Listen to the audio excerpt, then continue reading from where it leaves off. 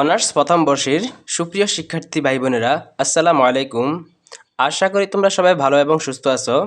আজকে আমরা আলোচনা করব অনার্স প্রথম বর্ষের 23 পরীক্ষার্থীদের জন্য ফান্ডামেন্টাল অফ ম্যাথমেটিক্স সাজেশন নিয়ে। ম্যাথমেটিক্স স্কুলে তোমাদের সবাইকে স্বাগতম। এই সাজেশনটা তোমাদেরকে ম্যাথমেটিক্স স্কুল থেকে দেওয়া হয়েছে। আজকে আমরা আলোচনা করব কোন অধ্যায়গুলো তোমাদের জন্য খুব বেশি গুরুত্বপূর্ণ, কোন অঙ্কগুলো তোমাদের জন্য পরীক্ষায় আসার সম্ভাবনা অনেক বেশি, সেগুলো আমরা তোমাদেরকে বলে দেব। তো চলো শুরু করা যাক। অধ্যায় 1-এর মধ্যে তোমাদের জন্য 1-এর 1, তারপর 2-এর 1, 4 নম্বর অঙ্ক এবং 5 নম্বর অঙ্ক, এগুলো তোমাদের জন্য খুবই গুরুত্বপূর্ণ।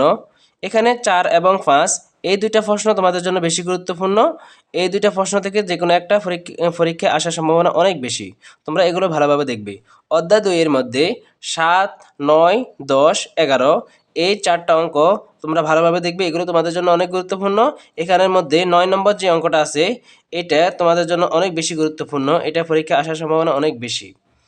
3 নম্বর অধ্যায়ের মধ্যে 13 নম্বর অঙ্কটা তোমাদের জন্য অনেক বেশি গুরুত্বপূর্ণ, এটা তোমরা ভালোভাবে দেখবে, এটা পরীক্ষায় আসার সম্ভাবনা অনেক বেশি। তারপরে 16 নম্বর অঙ্কটা, এটা তোমাদের জন্য অনেক বেশি গুরুত্বপূর্ণ।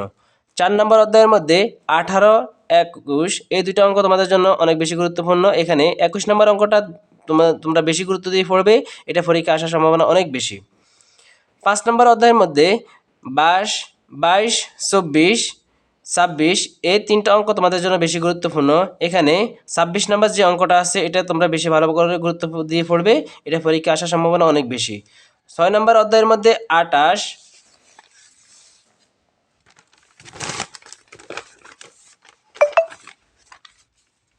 তারপরে 32 এই দুইটা অঙ্ক তোমাদের জন্য অনেক বেশি গুরুত্বপূর্ণ। 32 নম্বর অঙ্কটা তোমরা বেশি গুরুত্ব দিয়ে পড়বে, এটা পরীক্ষা আসার সম্ভাবনা অনেক বেশি। 7 নম্বর অধ্যায়ের মধ্যে 33, 34, 35 এই 3টা অঙ্ক ভালোভাবে পড়বে। তিনটা অঙ্ক তোমাদের জন্য অনেক বেশি গুরুত্বপূর্ণ।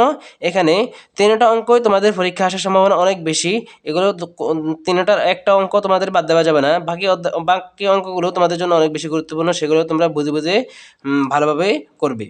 8 নম্বর অধ্যায়ের মধ্যে 40 নম্বর, 42 নম্বর, 43 নম্বর অঙ্কগুলো তোমাদের জন্য বেশি গুরুত্বপূর্ণ। এখানে 40 নম্বর অঙ্কটা তোমাদের জন্য অনেক অনেক গুরুত্বপূর্ণ, এটা পরীক্ষা আসার সম্ভাবনা অনেক বেশি। এই অঙ্কগুলো সবই একই নিয়মের অঙ্ক, তোমরা বুঝে বুঝে চেষ্টা করলে তোমাদের জন্য সহজ হবে।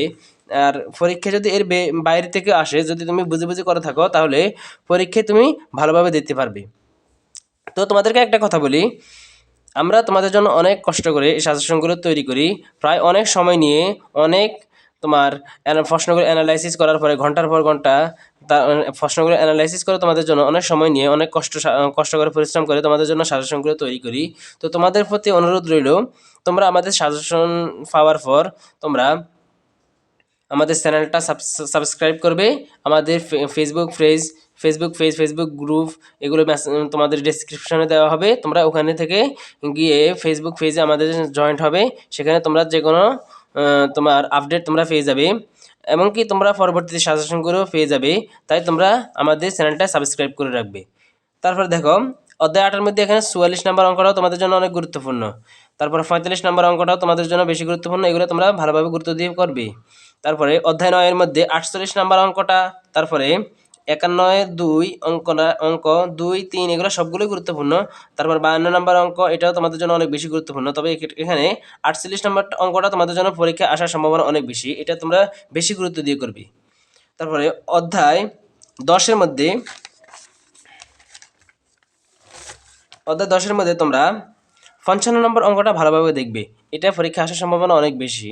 তারপর অধ্যায় 11-এর মধ্যে 51 নম্বর, তারপরে 51 নম্বর অঙ্কটা তোমরা ভালোভাবে দেখবে, এটা পরীক্ষা আসার সম্ভাবনা অনেক বেশি।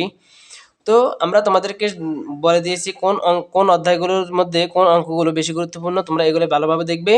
এবং যারা সারা বছর পড়ো নাই, যারা কোনো পরীক্ষায় কোনো রকম পাস করতে চাও বা কোনো রকম ভালো রেজাল্ট করতে চাও, তাদেরকে বলবো 1, 7, 8, 9, 10, 11 এই অধ্যায়গুলো ভালোভাবে করলে তুমি পরীক্ষায় পাস করতে পারবে এবং কি ভালো একটা রেজাল্ট করতে পারবে। শুধু পাস না, ভালো একটা রেজাল্টও তুমি করতে পারবে।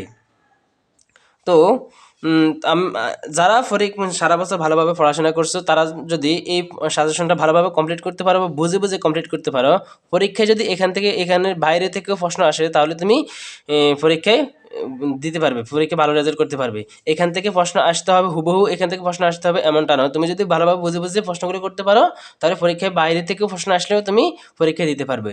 তো তোমাদের সবার জন্য শুভকামনা রইল, তোমরা সবাই চ্যানেলটি সাবস্ক্রাইব করে রাখবে। পরবর্তী সাজেশন আমরা এখানে আপলোড দিয়ে দেবো, সাবস্ক্রাইব করে রাখলে তোমাদের কাছে নোটিফিকেশন চলে যাবে, তোমরা পরবর্তী সাজেশনগুলো পেয়ে যাবে। তো তোমাদের সবার জন্য শুভকামনা রইল। আল্লাহ হাফিজ।